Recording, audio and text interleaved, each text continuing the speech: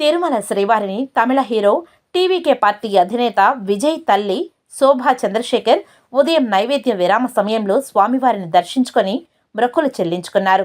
నిన్న రాత్రి తిరుమలకు చేరుకుని బస చేసి ఉదయం శ్రీవారిని దర్శించుకున్నారు. వీరికి ఆలయ అధికారులు ప్రత్యేక దర్శన ఏర్పాట్లను చేశారు.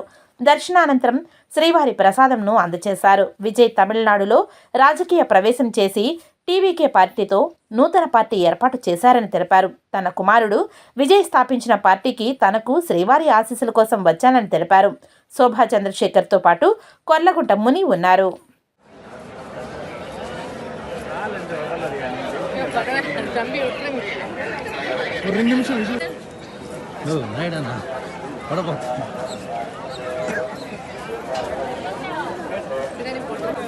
శేఖరన్న